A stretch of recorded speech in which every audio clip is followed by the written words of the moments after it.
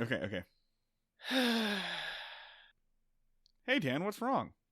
Oh, it's nothing. It's just I got a bunch of Urukai in my living room. The elite Ooh, guard of orc warriors, and they yeah, won't yeah. they won't leave, and they're drinking all my beer and eating all my food, and like whenever I call, whenever I go down and I like ask them to get out, they call me pink bitch and refuse to go anywhere, and like I don't really like know. I'm kind of at a loss for what to do. I don't really have any way of getting rid of them. Sounds like you need a sword, my friend. A sword, you say? Well, A sword, an axe, a knife, maybe some armor. Orokai are notoriously weak to swords. That is their primary weakness. Um, do you have like a good place I could get one? Well, fortunately, you can get great swords, knives, axes, armor, chest sets, and other things from battlingblades.com. Battling Blades is your home for high quality materials with fast and free shipping, amazing customer service, and you can get your hands on an exquisitely crafted piece with some high quality metals, bone, wood, and leather, and get you a sword that will clear those Uruk-hai right out. Not only that, Dan, but if you use discount code Mayberry, you'll save 10% on your order, which is going to come in real handy when you have to clean all the Uruk-hai blood out of your couch. I can use that money on a steam cleaner. It's going to be great. Yeah. You'll save so much money. Battling Blades. Swords. Battling Blades. Looks like meat's back on the menu, boys. Why do the Uruk-hai know what a menu is? Do they have restaurants?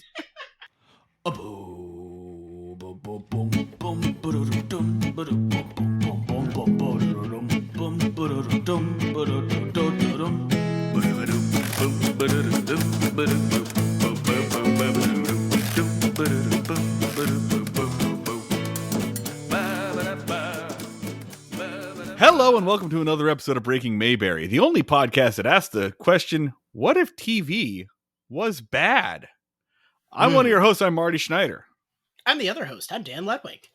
It's truly a question for the ages. No one's ever asked this before. I probably should have chosen to say that on an episode that was actually bad. I actually really liked this episode. But that's okay. I'm a bad host. Hello, Dan. Hey, Dan. Hi, Marty. Am I the only Marty that you know? Am I the only Marty Schneider that you know? Yes. Yes, that definitely to that. Okay. Here's the thing. You may be surprised to know this, but I'm not the only Marty Schneider on the planet. Okay. There are more people with my name. I thought you were about to tell me that you had another Dan, and I was about to freak out. And then I thought you were about to tell me that you had another Dan Ludwig, and I was about to flip shit. So I'm glad that this is the direction that you're taking with this. Yeah, no, this is nothing. This is not about you, man. No, this is my story. It's about me. About me. Okay. This is my story about me. Okay, so you may be surprised to learn I'm not the only person with the name Marty Schneider on the planet. You might not be. You may be the only person surprised to know that I'm the only. You might be surprised to learn that I'm not the only person with my exact first, middle, and last name. You might be also surprised to learn that I am not the only person with my exact first, middle, last name, and date of birth. There has been another Martin Schneider whose existence has taunted me my entire life. There's another guy with the same name as me and the same birth date. And briefly, for a while, I used his social security number.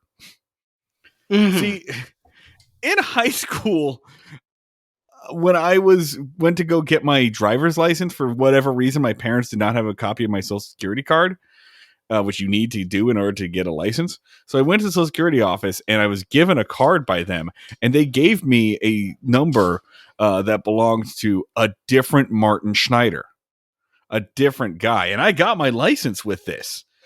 Have known about this for a while. I didn't know about this for years, right? I thought this, okay, cool. This is my number or whatever. I got my license. I graduated. I enrolled for college. I opened up credit cards with this social security number. I didn't find out that I was using somebody else. I didn't find out about this other Martin Schneider until years later when I went to apply for student loans and they told me I already had them.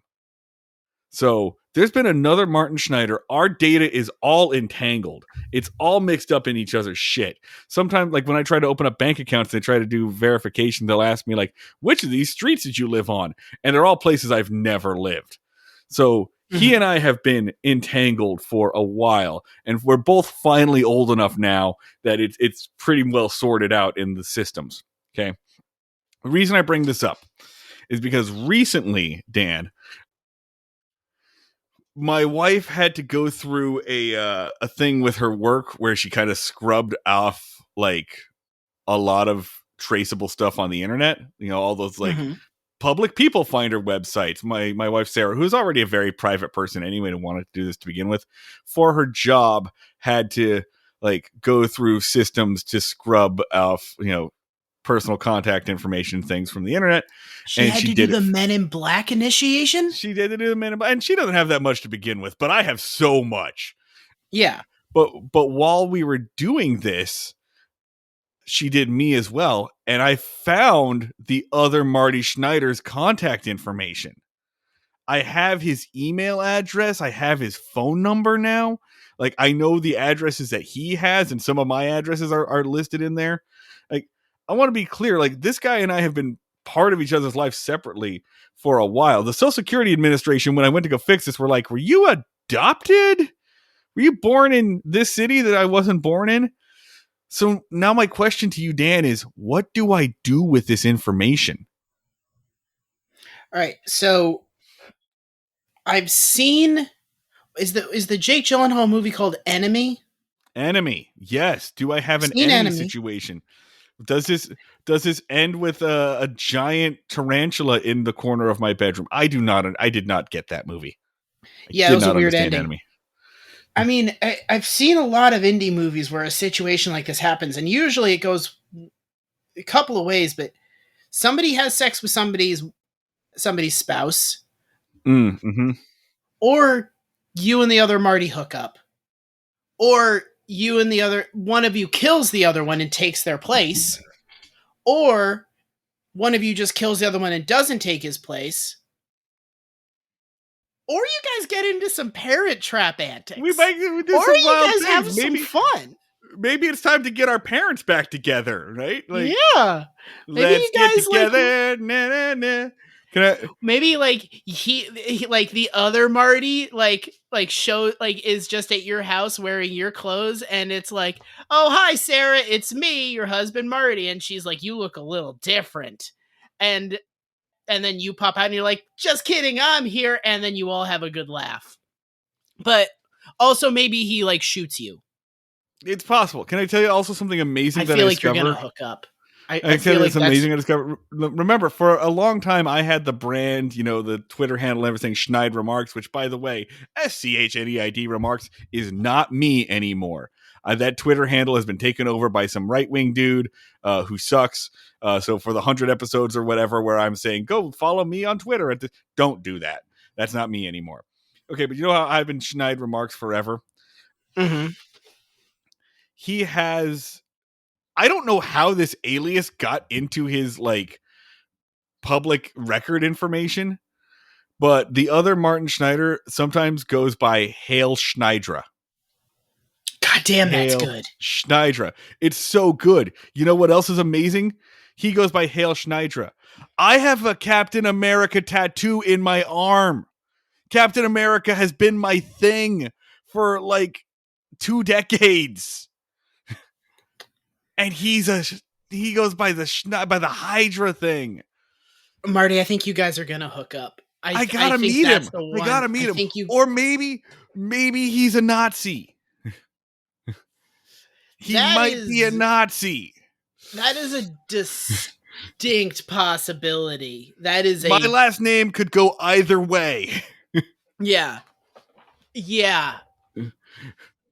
Famously, my last name is the name of the Nazi woman in Indiana Jones: The Last Crusade. So it's possible. It's possible. So the question is, what do I do with this information? I think number one, email. Do not call. Right. I thought about it. As Yes. soon as I was given this gift this afternoon, I was like, I gotta call this guy. And then I was like, you have poor impulse control, Marty. Do not do this. I mean, if you still had a fucking Twitter, I would say, boom, easy. Now that you have his Twitter handle. I don't think that's his Twitter handle. I don't know where he goes by Hail Schneider. I don't know why that's in his public information, but it's on there. I mean, okay, so you are going to have to explain how you got his email. Now, I feel like he Right. won't have. Yeah, but it'll probably be cool. There's one. I feel like just do it, just jump off the cliff. But another risk is like you're like, hey, Martin Schneider, I'm also Martin Schneider. We've kind of had our lives entangled forever, and he's just like, you're the son of a bitch that ruined my credit, you Right. bastard. No. I've I cursed did your commit name. I did Yeah. commit low-level identity theft on this guy for a while. Right. I definitely made it harder for him to get approved for a mortgage. Okay, so what I would say is, I yes, maxed you out should. that credit card. But he almost got me fired from my federal job because I had never registered for the draft. I had a job Oh, with the feds for a couple of years, and the first day they were like, "Hey, man, you can't work here. You have no draft record on your social security number." So I think that so makes us even. I would say yes, you reach out to him, but use a burner email. You mean don't use the one that is my name? Yes, use like Martin Schneider one. Like use an email that like you can easily get rid of and has no connection to you. Time to Cause use that Proton mail address. yes.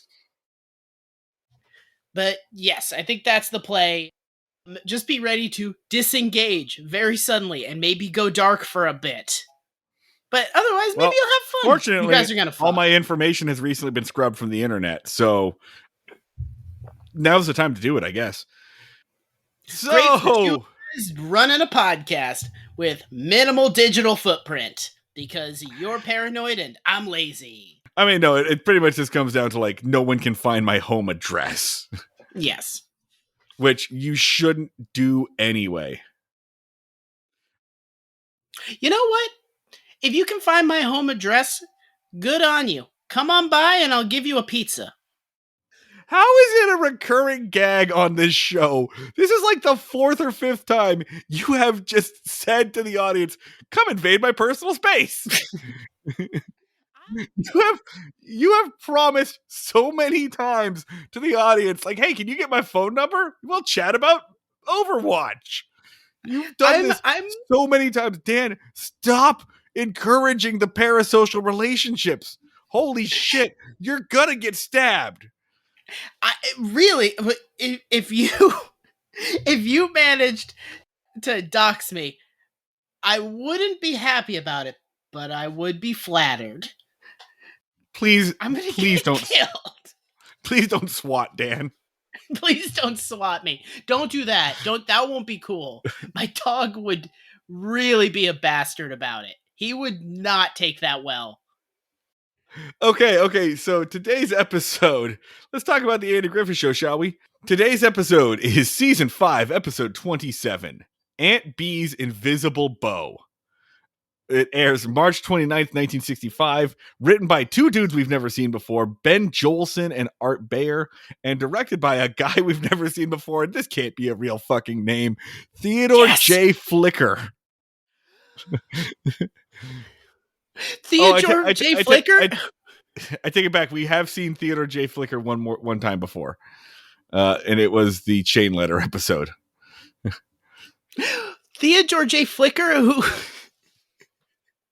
who's about to take me on his magic train to Christmas Town? That Theodore J. Flicker?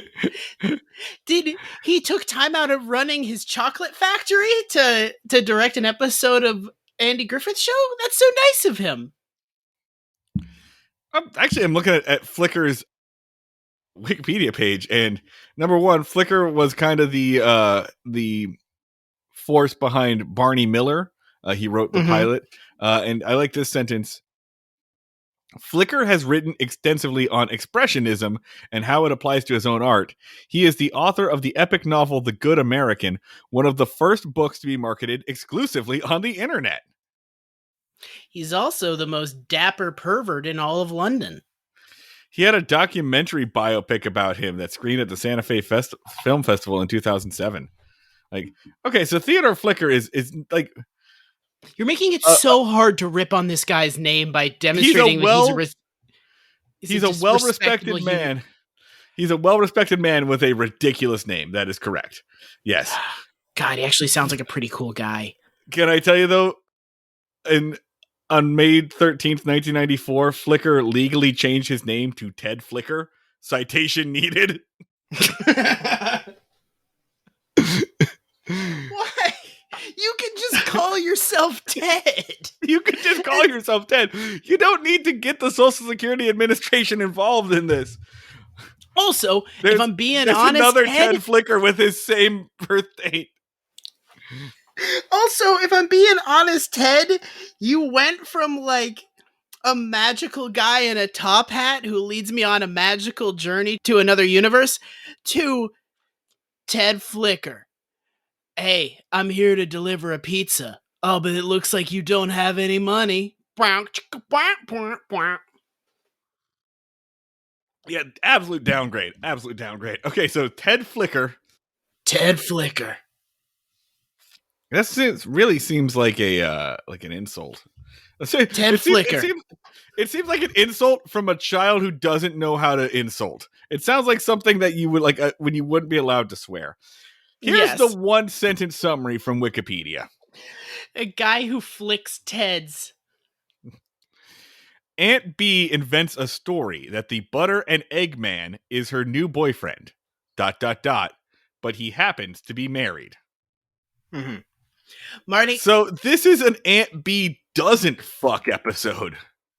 Marty, a quick just proposition up top. Here's a suggestion. You tell me how it feels. What if, when a guy is really good at fucking, we call him a real butter and egg man? All right. Okay. Yeah, just like, oh, there goes Jeremy. I hear he's a real butter and egg man, if you know what I mean. Just sounds right? I like that. I like that. That guy's a real butter and egg man. Yeah. Hey. Yeah. How was your Tinder date last night, friend? Oh, real he was a butter and egg man. He was a real butter and egg man. All right, man. Good for you. Good for you. Butter and egg man is my Grindr handle. Yeah. Oh God. Fuck. That's hot. Okay. All right. Butter and egg man. So in this episode, Aunt B has a Canadian boyfriend, essentially. It's a boyfriend, you don't know him, he's in the next town. Except it's a real person, and that causes a lot of problems. I love this episode. I thought this episode was great. It was genuinely funny. I appreciate everything that is done in this. The guy playing the butter and egg man is doing capital A acting, like going so hard in a role he does not need to go hard in. He is a real man. Like, this motherfucker is a guy who exists in the world, and you could walk up to him and have an interaction. It's crazy. It's crazy how much he is a person. There is a wacky misunderstanding in this, a couple of misunderstandings, but they're reasonable ones, and they don't go on too long. I love this. This is an ideal platonic ideal for sitcom episode. Plus, Frances Bavier gets to do stuff, and we love it when Frances Bavier gets to do stuff. Love that woman. All right, so we start off with at the Andy Griffith household, at the Andy Taylor household. Aunt B is packing Opie's suitcase for a sleepover. There's a pretty good bit about like she's overpacking, packing for social anxiety, as we've said before on the show. She's packing him like 3 shirts, 1 good dress shirt, 1 good pair of slacks, like he's going to church maybe afterwards. And he's just going over to Johnny Paul Jason's for the night for a sleepover. It's like 4 in the afternoon. He's going to be there for 18 hours total. Yeah. So they send him out on his way. The other kid's parents pick him up. He's gone, having a great time. Helen Crump comes by. Crump's like, "Hey, where's Opie going?" They reiterate this. I think it must be in the morning. She came over for coffee, and she says she's really stressed about work. And she says Howie Pruitt is turning into a real piece of shit. Yeah, just basically just walks in and is just like, that Howie Pruitt's a real son of a bitch. Really making my life a living hell. Oh, hey, Vampy. Which is great. Like if you've ever known any teachers, that's 100%. Every teacher walks home and they go, "God, I fucking hate that kid." Like, Yeah. but it's Like, Howie Pruitt. We just saw him last episode. He's a newspaper man. yeah, he's a little prick. He almost destroyed a family. He almost basically got the entire main cast killed. So yeah, like seems like a little bit of a bastard. Also, I just timeline correction. This is same night. Helen and Andy are like coming by. They're gonna go out on a date, and they stop it because, well, not they don't stop it. They invite Aunt B to come out with them. She doesn't want to go out, so they say, "Oh, well, you know what? We'll stay in tonight. It'll be fun." Well, I don't think they had like a preset date. Like Andy Yes. just floats the idea of just like, okay, well, I mean, you're a little stressed. You want to go out tonight? We'll go see a show or something. We'll go hang out. Like he's just saying, like, let me take your mind off of this stuff. And then he realizes, wait a minute, Opie's gone.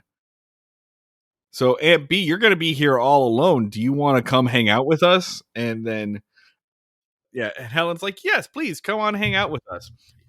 But he's like, hey, you have no reason to exist when you're not child rearing. So Mm-hmm. we'll take pity on you, I guess. There is a nice little like line that's kind of foreshadowing at the beginning where Andy like says, "Oh man, I feel sort of funny. Feels make me feel a little sad whenever Opie leaves, even if he's just going away for the night."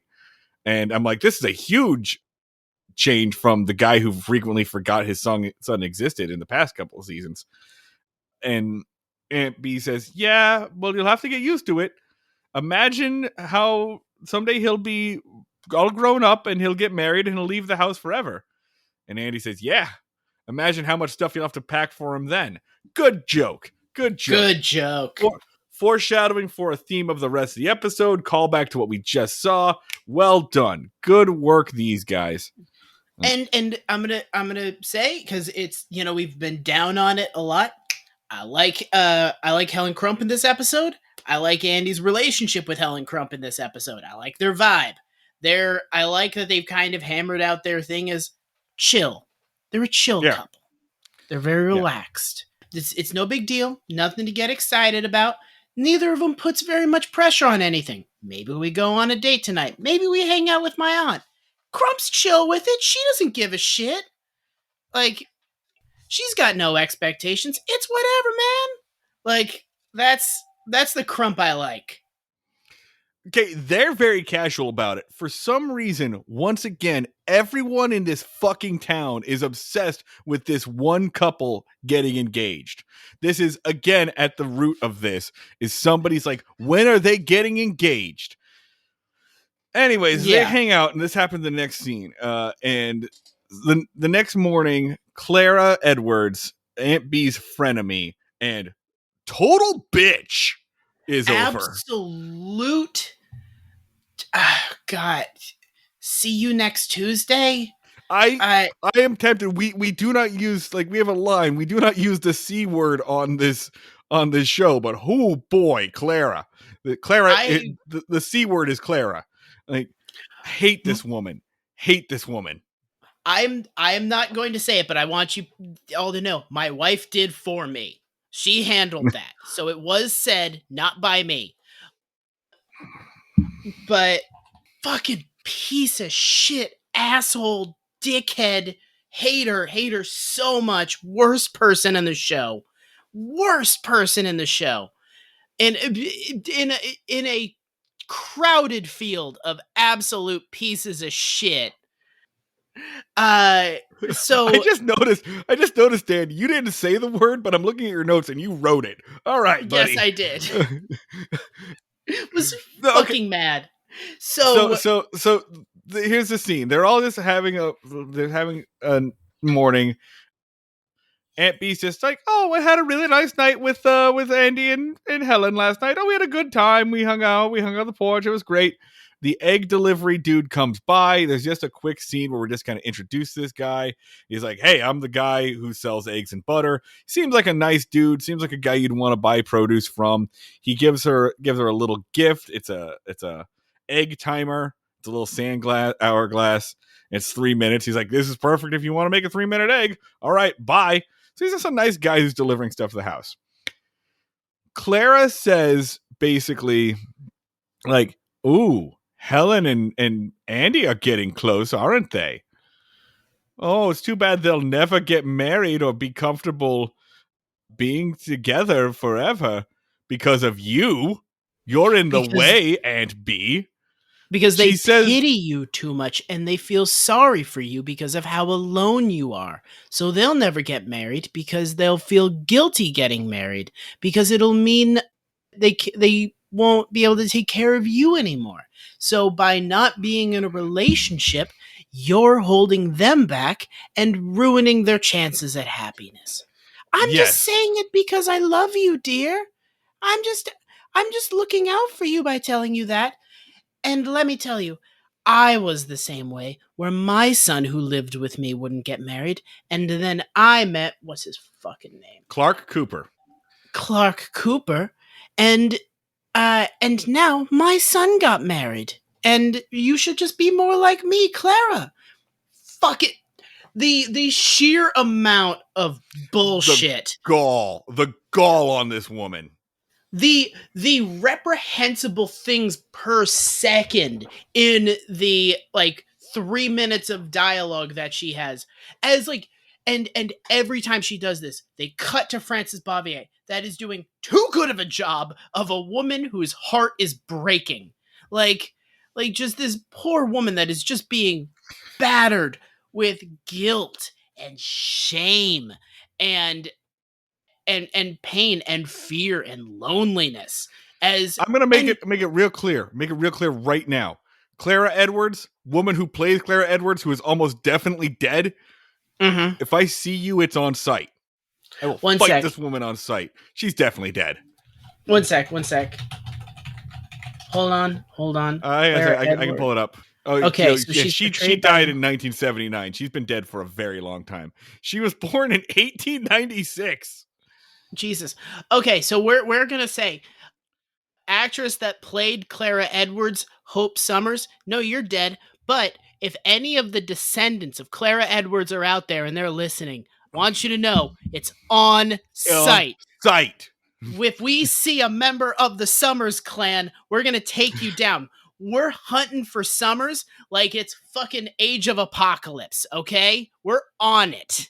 We're coming. That was an X-Men reference, Marty, because Yeah, Summers I is got it. I yeah, understand. I like understand. we're I all understand. over you like Mr. fucking Sinister. We're hunting Summers. It's summer season. We're gonna kick all your asses. Summer is a season. Yeah, for violence. Okay. All right, buddy. Actually, Hope Summers, I think, How is a much of Marvel this character. episode do we have to edit out? Is it a lot? I feel like it's a lot. Parody. We're parody. We're not satire. We're safe. We're good. We're good. We're good. Fun note from for nearly One 20 note about years. how I'm gonna beat the asses of every member of the fucking Summers family. Is that what it's for, about? for 20 years, from 1961 until her death, Hope Summers was the voice of Mrs. Butterworth in the Mrs. Butterworth syrup commercials. I'm neutral on that information. I was about to be like, I thought it was Aunt Jemima for a sec. I couldn't remember which one was the racist one for a second. No, And I was it's like, Mrs. of course it Butterworth. was the racist one. All right. So, no. Like, she does this. She does this so she can get a humble brag about her relationship with Clark Cooper. And as a little dig, Aunt B asks, oh, yeah? Does he still cut the slits in his shoes? What the? I don't. I'm really hoping that was an extremely good burn. One sec. I should have No, I googled this. got no, no, no. I You did got the it. research on this. I did the research on this one.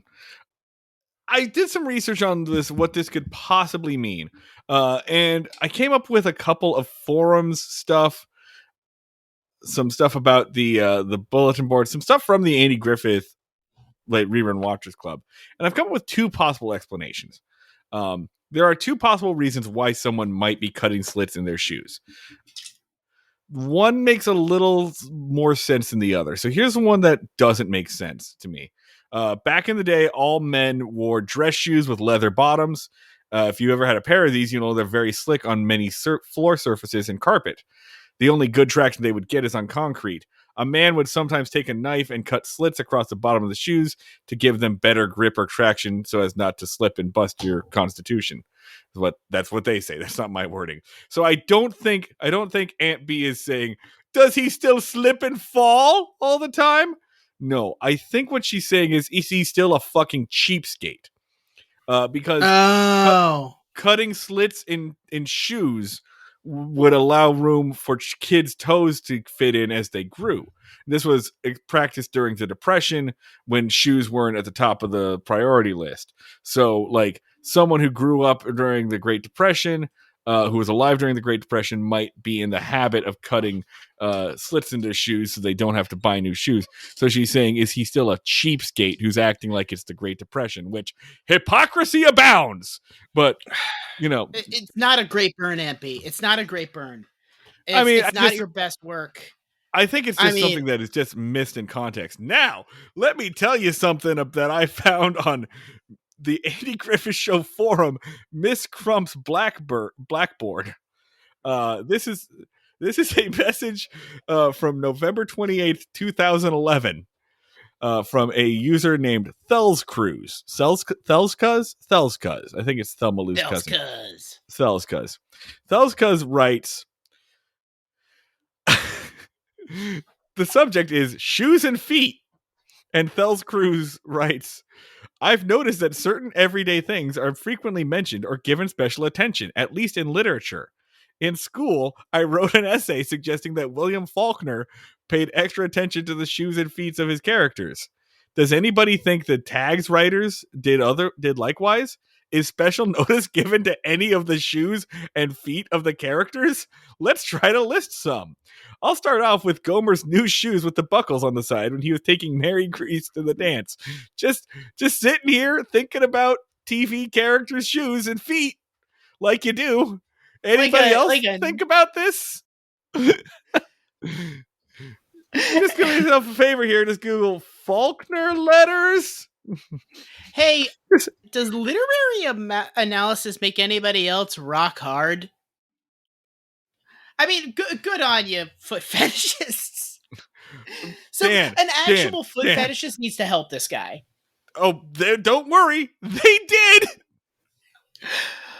They did. There are so many replies to this. I am scrolling. Like this conversation went on for at least a week because everybody. That was the next response was cutting slits in the back of the shoes. Didn't Aunt B have a suitor who had the smallest feet she'd ever seen? Mm-hmm. There's just a huge, like, long discussion of every single time feet are mentioned as shoes, like, in the Andy Griffith Show. I don't know if these people knew what they were doing, if they were like, yeah, we know all about the Andy Griffith Show. Let's talk about the feet. Let's talk about them. But, yeah, Thels Cuz is getting quite a lot of material out of this post. It goes on for so long, Daniel. Can you? All right, we gotta drop a link to this. That has to be included in the description. I will do it. I will do it for sure. This needs to be memorialized. And I think that it's about halfway through people, like about a half and half for people who just want to talk about the Andy Griffith Show minutia, and for a person who's just like doing very normal things. People who are working some stuff out, figuring some stuff out about themselves via the Andy Griffith Show. It's so Learning. weird. It's such a weird thing. Another thing I learned, Dan, is that there is actually a good number of reasons why someone might cut uh, up their shoes, even today. Triathlon runners will sometimes cut slits in the bottom of their shoes to relieve pressure in certain locations or to gain traction in certain areas. You might also cut off the top, like toe part of your shoe, as a way of handling plantar fasciitis. I have done a lot of research into this, Dan. There's so many reasons why someone might cut up in their shoes, and in honesty, man, I'm starting to think maybe this makes sense, right? Why would a pair of shoes ever that I bought off the rack ever like be traction specifically for me? Maybe if I lop off like a curved part of the heel, I'll get better speed when I'm running. I don't know. I've gone so far down this rabbit hole, my man. Okay, do you want to like cut slits in your shoes? Like, do you want to like next time we're hanging out, like do just like cut your just like shoes? just have a shoe cutting party. Yeah, I think so. Getting the boys together to cut some shoes. I mean, regardless of the interpretation, still weak insult from Aunt B. Not It her best sucked. work. It sucked. Yeah, Clara dominated her pretty hard in this. She got her ass beat. So I'm sorry, I don't mean to move on. Did you have more you wanted to say about the cutting of shoes? I feel like you put a lot of legwork into this, so I don't want to move on before you're done talking about shoe cutting. I just there's a number of reasons why someone might cut up a shoe. You probably shouldn't just use. I learned you probably shouldn't just take an X-Acto knife, but if you can get like those specific woodworking tools, you can make more precise cuts in order to gain better traction. Jesus Christ, the things that I've learned from this show. Let's move on. Okay, so Opie's Clara ruins a woman and then leaves, and they show Aunt B being fucking miserable. Cut yeah. to the living So room. Opie is calling to tell Andy that he has been invited to stay another night. I like the way that they say this because Andy says, "Now, are you sure they asked you to do this? Are you sure you were invited? Because you are a rude child." You're a notorious little bastard, so just gotta lock this down. So after that, Aunt B comes in and Andy says, like, Opie is staying another night. Why don't you join me at my evening plans? I'm going over to Helen Crump and she's running a Sunday school. I think it's that she's got people. It's kind of confusing. I don't think she's running a Sunday school class, but she's got people from her Sunday school class coming over because this is like a Friday night. No, Andy specifically says she has slides. Yeah, So but she is it's vacation slides. Like she's just got friends coming over from Sunday school, and they're gonna like check out like vacation. They're not doing a church class right now. It's just people from church are coming over. okay. My read on it was that she's teaching a Sunday school class out of her house, which, I mean, is that outlandish in this dog shit town? That's I mean, something they would do on a Friday it is night? possible. It is possible, but I think it gets a little confusing there. Otherwise, anyway, Aunt B's like, "No, I can't be with you. I can't come over. I can't." And she says, "I have a date. That's why I can't hang out with you." Yeah. And Andy's like, "Oh, really?" Yeah, like kind of a really, but more like genuine excited for her. Yeah. And like, I mean, to back up, Andy has not invited her to a date. Andy has invited her to a social function. Like Right. where there'll be a lot of people. It's a completely normal thing for her to come along to. Her coming causes no inconvenience, but Clara has ruined her so bad that she's Yes. just desperately looking for a thing to not join in on. So she panics and says it's Orville Hendricks, the butter and egg man from Mount Pilot, who we talked about him showing up, but I mean, Orville Hendricks, the butter and egg man from Mount Pilot, good looking dude. Yeah. Good pick. Sure. Yeah. Absolutely a dude that Aunt B could pull too. Silver Fox. So then we cut straight to the jail the next day, and Andy and Barney are telling jokes about it, and they're like, oh, and Barney's like, oh, good for her, she's got a boyfriend. And then he says something like, all right, he buttered her up. A. It was Yeah. like, there was another part of it. He buttered her up. She egged him on. That And then was they it. have a That was it. good laugh. And I mean, And they damn. have a good laugh for way too long. All right, guys, we stop laughing at your own joke. They laugh at their They own joke for far too long. And I will say again, hypocrisy abounds, because yes. if there's two guys who know anything about laughing at their own jokes for too long, they're right here. I'm your host, Marty Schneider. If there's two guys that know about getting a lot of mileage out of a mediocre pun, you're looking at them. Or listening to them, really. Yeah. And but then the thing starts to turn when Barney's asking like basic questions, like, okay, well, I mean, what's he like? How old is he? What's his deal? And Andy says, I don't know, man. I've never met the dude. And Barney starts to get concerned, like, well, you don't know anything about this guy. Andy points out, like, I don't have to. She's a grown woman. Which, so, you okay? Fuck you, dude. I just read your note. I just saw your note here. Go on. So Barney, and he says, because he is told, and Barney argues that con men often prey on the elderly. There are many con men out. Right? Yeah. And they prey on the elderly, which is a horrible thing to do, because it's about as bad as preying on children. In fact, it's worse, because children have somebody to look out for them. They have parents, but old people, they're alone. And when you pick on them, it threatens the integrity of the hive. And they're horrible people that should be blown up. This joke only makes sense if you've seen the Jason Statham movie The Beekeeper, or you've listened to our bonus episode about The Beekeeper. So sign up for our Patreon, I guess. God this is an advertisement for the Patreon. This joke would make sense if you had heard it, assuming I managed to release it before we did this episode. Barney says, like, what if I do a background check on this guy? What if I tail him for a few days? Maybe I should follow him around to make sure he's safe. Let me do a background check on him for a few days. Tail him around.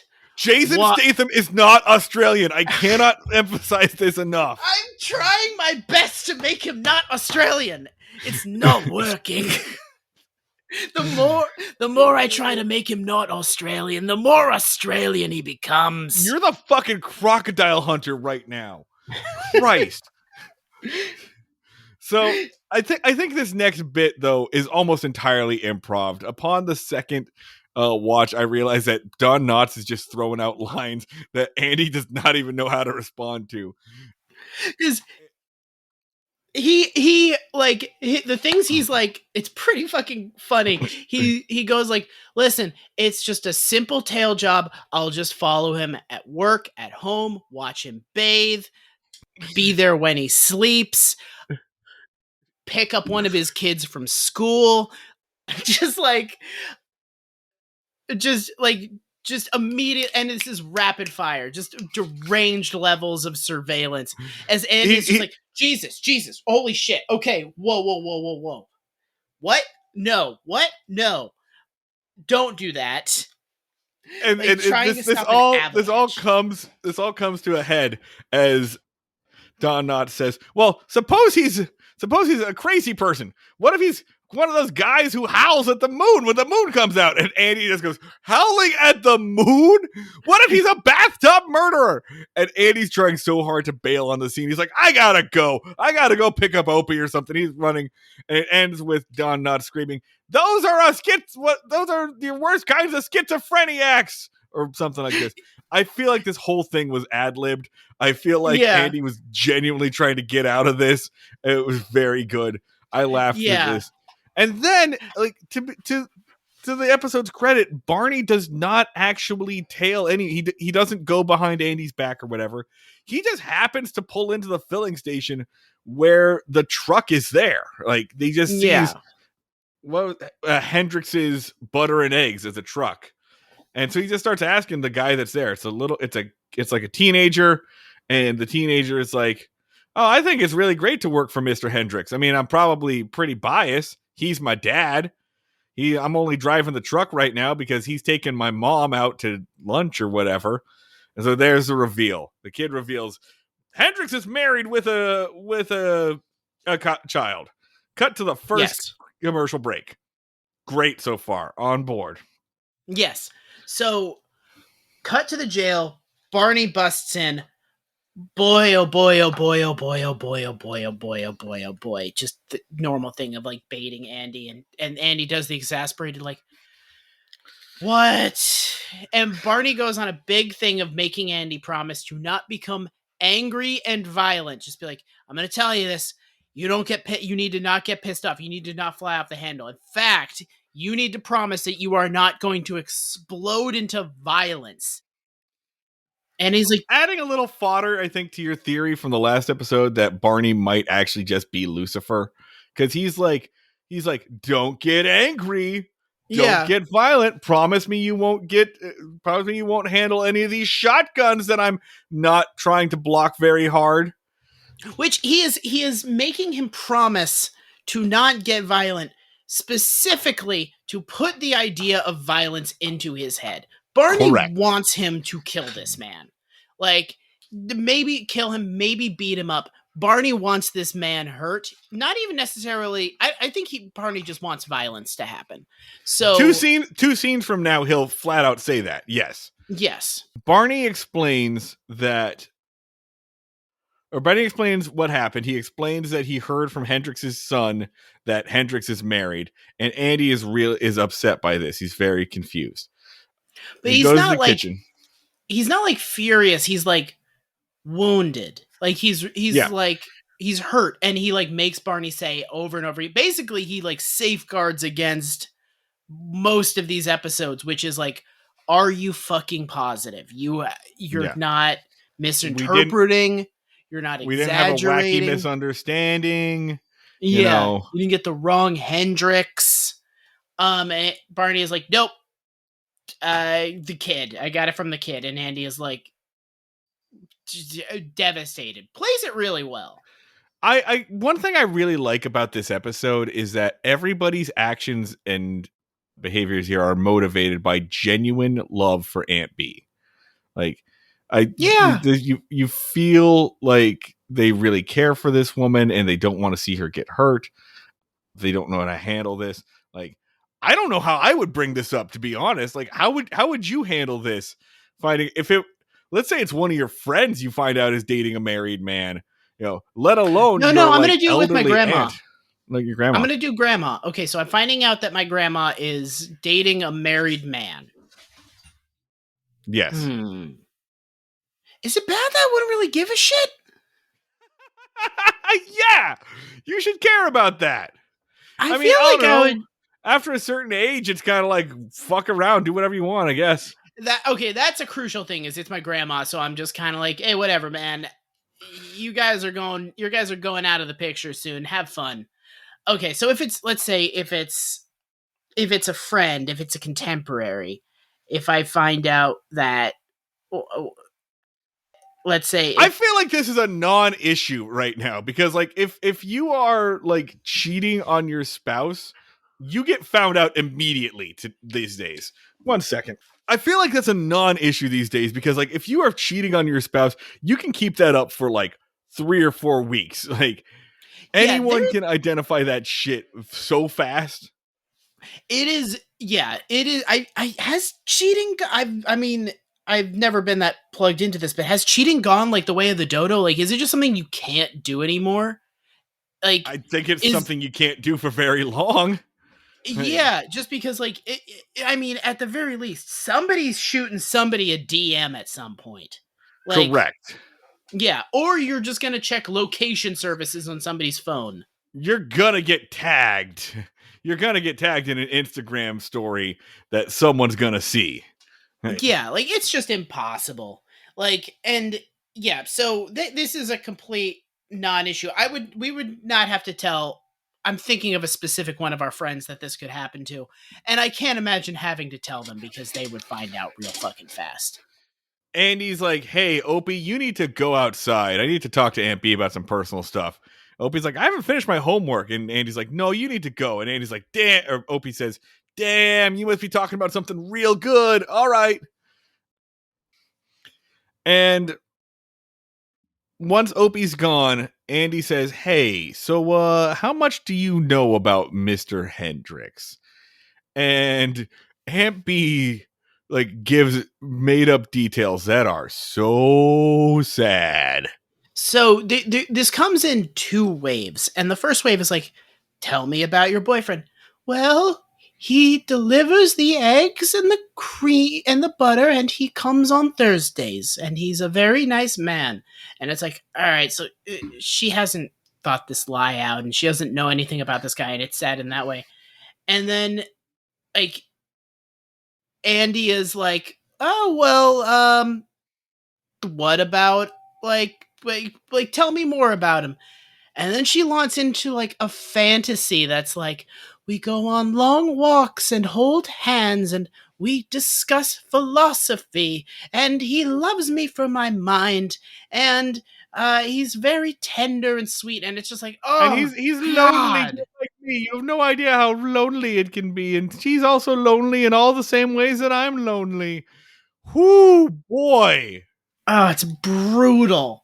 It is And brutal. And like, I want to say the placement here. She won't look at Andy. Like he's standing behind her. She is gazing off like into the backyard. She will not look at him in this. And, it's kind of like, and Andy is like doing the discomfort and pain really well as an actor. And I'm just kind of like, oh, now this is the time you guys are good at your jobs, when you're portraying this pain. Like, you couldn't do that during one of the fun ones. But and Andy kind of gives up. He's like, all right, well, maybe you guys should go on a double date with us. Bye, leaving this situation." they cut to the jail. Andy, Barney, and Crump are sitting around. Barney is yelling at Andy specifically for not beating the shit out of Hendrix, which Andy Yeah, is like, you told me not to get violent. And then Barney goes like, oh, you have an answer for everything. So Barney yeah, wanted him to kill this wants guy. violence. Barney wants some violence. Yeah. Barney wants blood. More blood for the Yeah. blood god, Andy. More blood for the blood Blood for god. the blood god. Yeah. Which Helen Crump, who is just kind of That sitting there, was just good. I think that was your best Don Knotts to date. more blood for the blood god, Andy. Did I lose it? I think it was still decent. But Crump, the rational one here, is also like, I think you should go talk to this dude. Yeah, basically it's just like, what if you just went to see him and talk to him? So, cut to the barn where Hendrix is on the. Wacky misunderstanding in this scene that lasts exactly as long as it needs to, and it ends logically, but it still sets up for some good fucking bits. Yes. Hendrix is on the phone with a customer who is complaining, and he says, "Okay, I'm sorry, I'll send you a new dozen next time." And he tells his teenage son, and he hangs up. He says, "Hey, you've really got to drive a little bit more carefully when you drive the truck. That's the third person today who's complained about getting eggs with cracks in them." And the son goes, "I know, Pop." So there's the setup. Andy comes in. Andy and Barney come in, and Barney's very funny in his like he's in full on interrogation or intimidation mode. But Andy kicks him out and says, "I want to talk to Aunt Hendrix alone." And Yes. Mr. Hendrix says something like, "Oh, I bet I know what this is about." Yes.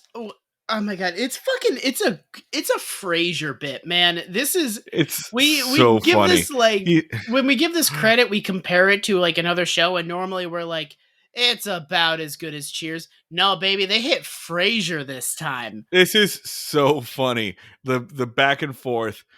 He says things like, "Listen, when you drive around delivering eggs every place, these things are bound to happen, right? Huh? Right? That just happens." And he's like, "Well, I don't care about the other times that it's happened." He's like, "Listen, I do this sort of thing all the time."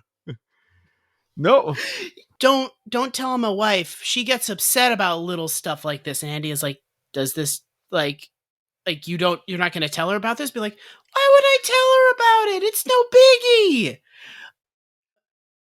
Like at which point eventually Andy just breaks and just goes, and which okay, so Hendrix just goes, he's like, so this thing happens a lot, and Hendrix goes like, well, you know how it is in the egg game, which based off of Andy's interpretation of this, just be like, well, you know how it is, man, in this field, you just can't stop fucking. Like it's just it just keeps happening. Us butter and egg men. It's just we're just fucking our way from neighborhood to neighborhood. I try not to, but the eggs aren't the only thing getting laid. hey, Hey! There see we that's go. how you celebrate a mediocre pun. So I I mean, do in the like butter in it, the bit where he offers to clear up the misunderstanding by bringing brand new eggs and throwing in a pound of butter. Like that'll solve which this issue. which again, Andy's interpretation is like, listen, here's how I'm going to apologize for blasting your aunt. I'm gonna drop off some eggs. It's like you fucked my aunt. It's like some butter. All It's right, how so about that? fucking That's the funny. equivalent of your blasted aunt to me. That seems like a fair trade, That's right? so fucking funny. I've been handing And these then out all day. In the and butter and egg game, fucking's 90% of the job. finally Andy says like, "Hey man, I don't think we're talking about the same thing." And Hendrix is like, "Man, lots of people come in here and complain about broken eggs. Most people just call me though." Andy says, "This isn't about eggs. There's been some rumors going around that you and my aunt are more than just a egg person and his patron." And then Hendrix freaks out, dude. And this is what we were saying earlier. Capital A acting from Woodrow Chambliss is the name of this actor. Should point Mm. out that he got his start in a Chekhov play. It was not a very Oh yeah. successful play, but he worked with Chekhov. That was his deal. This is a strong capital A actor, and he is just like, what? How could this ever get started? What? What? Well, it's no, because it's much more. This could destroy my livelihood and my home. It's much more human than that. It is literally like if I told you, not even you, it's like somebody I don't know, that there was a rumor that they were cheating on their spouse. Like it is very much like, what? No, what? Fuck. Like no, I'm like upset by that. I'm kind of grossed out. I'm kind Yeah, of I I don't like want my wife and kid to hear this. he Like, plays feeling violated, like, but not yes, like real yes, big. Like he feels like, and the crucial thing, and I think it's like the one thing Andy shouldn't have fucking done this episode, is Andy says there's a rumor going around, which means a lot of people are talking about it, which freaks him out more because it's like my wife could hear about this, my kids could hear about this. There's no right. rumor. Andy's aunt told him, so he could have just said like, he could have been honest. He could have said, "My aunt told me you were dating," to which he would have been like, "No," and Actually, or no. I'll defend Andy's word choice here because by this point, the number of people who know about the fake boyfriend have expanded to Barney, and we're about to learn Clara. Clara is also yeah. her. Clara finds out about the fake boyfriend. We're now at like 5 people who know about the fake boyfriend, and that's going to turn into rumor territory real fast, especially once that bitch Clara Edwards gets it in her head. Why did you God tell damn her? it! Why did you say this to her, Aunt Beast? Why And no, would you I say think that to? I think rumor is the right word for them to say, and I think Hendrix is rightfully upset, and I think Yeah. Hendrix is like, I'm canceling your order. You got to find a new butter and egg man. The passion with which he says, I think you best find yourself another butter and egg man is outrageous. It's amazing. I love it. He annihilates. It's just like, And it's yeah, such a human performance. and yeah, that will get back to that guy's wife eventually. He does business in that area. This has become a real problem for him. He's fucked. Eventually, someone's gonna say something to his wife now. Fuck you, Hendrix. It's time for us to leave. Bye. Deal with your shit later. Yeah. So his life is probably ruined. But Andy has a satisfactory outcome. I mean, he's not happy about it. They do a good job of making him like, he doesn't walk out but like he's not like, yay, everything worked out. He's kind of like, this is fucked. And Yeah, Barney he's is still like, trying to did you? figure out this whole thing. Like that's still he has more questions than answers at this point. So, and Barney is like, did you beat the shit out of him? Did you kill him? Tell me everything. And Andy's like, just drive me home. And Barney is like, you never tell me the good stuff. So, yeah, Barney's like primary interest in this supporting my he's the devil thing is like, he wants bloodshed. I don't think he particularly Yeah. cares the reason why or how it happens. He just wants a man to be hurt. He wanted to tail the guy hoping he would find something that could ruin this. Yes. So, Andy goes back to the house and he's coming into the house as Clara Edwards is leaving. And Clara starts sticking her nose where it doesn't belong. Clara should stick her fucking head in the oven. Like, just, yeah. I hate this woman. And she starts asking, like, well, it seems like you and Miss Crump are getting really close. Will we get an announcement anytime? And Andy's like, what are you talking about, you old bat? And she says, well, I figured now that Aunt B has a boyfriend and you won't feel so obligated to take care of her. Man, my whole shtick is being revealed right now. Which Andy is like snarling at her. He's like doing the fake smile. He's like, "Oh, you thought that, did you? You thought that Aunt B was holding me back, and you thought that she was a burden preventing me from getting married, and you told her that, did you? It's so nice." And I thought when he did that Claire was going to be like, oh no, I'm being reproached. But she's like, that's right. You're welcome. Do, do, do, do, do. Off to my life. Like, she walks away Nobody with, ever suffers repercussions except for Mr. Hendrix. yeah. That Mr. man's Hendrick's life is ruined. And He's Clara gonna get thinks divorced. she did a great job, and she's like, Andy loves me. Andy thinks Yeah. I'm the best. Yeah, I just want to point out here, everyone in this episode ruined an innocent man's life. Which that kid that Barney met is gonna go to school, and the kids are gonna be like, "Ha ha, your dad fucked it big, ha ha, infidelity," and he's gonna be like, "Shut up, you guys! My dad's a good man." Like, Like, just a horrible tragedy happening just off screen. yeah, But it's okay because here at the Taylor household, things are wrapping up pretty nicely. Because Andy goes in and he's like, hey, Aunt B, did you have this idea in your head that you were holding us back and that you were keeping me from being happy? And did Clara, that bitch, put it in your head because you didn't get it from me or Helen? And Andy's, there's a really good moment where he's just like, listen, you're part of the family. The family is you, me, and Opie.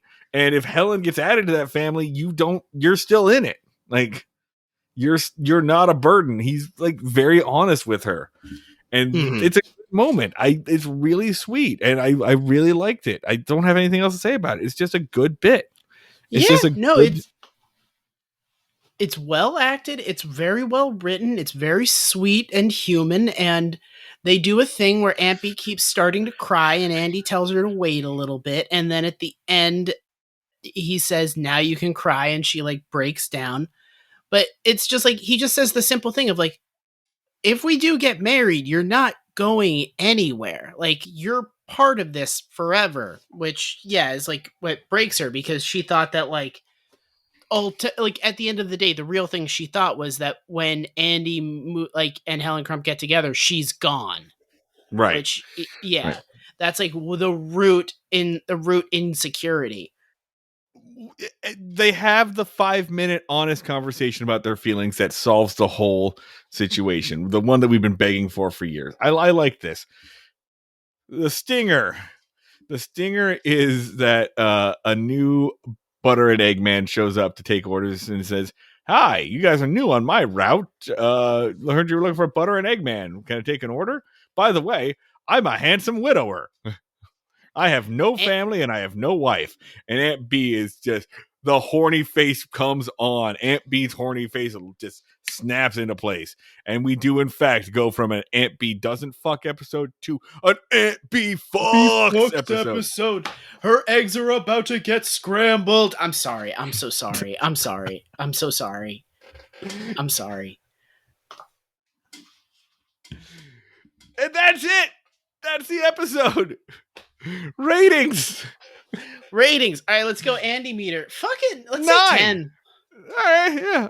It's high. You It's know up what? there. It's up there. It's a 9 or a 10. I'll say a 10. Fuck it. Yeah. It's the egg farce, bro. The egg farce. Like the Okay. cracked eggs 10. versus It's a 10. It's a 10. It's a 10. It's a 10. It's so good. It's so well written. It's tight. If I saw that in an episode of a good TV show, I would like It's legitimately heartwarming. Like, I legitimately feel for these characters. yeah. It hits all the quadrants. It feels good. It's genuinely funny. It's well written. It's well acted. I think I said earlier that it's like the platonic ideal of a sitcom episode. Great. Yes. Good job. Barney meter. Nothing. 0. Nothing. 0. Yeah. Keep gathering that dust on a Barney meter, and Goober meter is also a 0. If anything, this is an episode where he like is burrowing further in on his like location and everything. He seems happy with his life. Things are going well with Crump. He doesn't despise Barney right now. Yeah, it's a 0. It's a 10, a 0, and a 0. It feels that's probably the highest we've ever got. It feels like there's a real we're heading into a transition period between what was the Andy Griffith Show and what the Andy Griffith Show will be.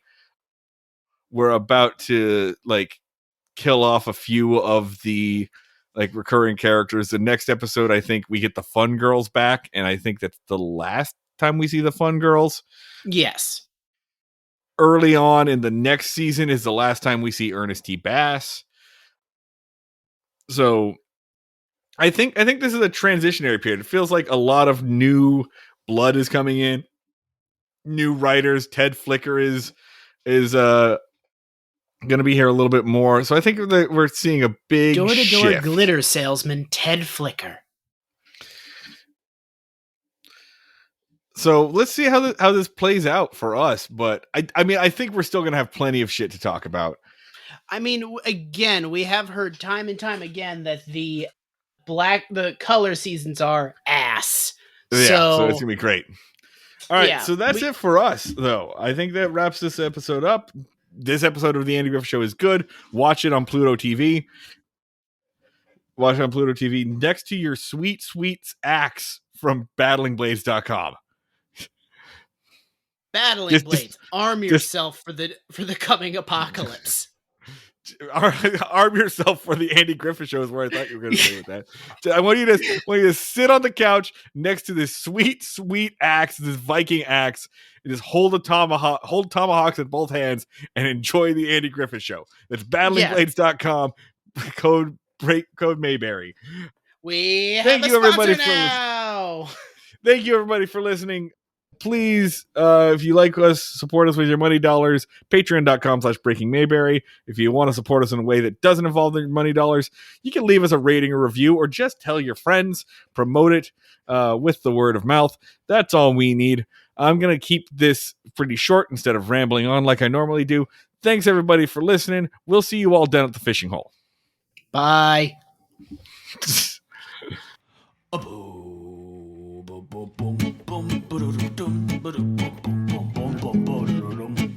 Ba-da-dum, ba-da-dum, ba-da-dum, ba-da-dum, ba-da-dum, ba-da-dum, ba-da-dum, ba-da-dum.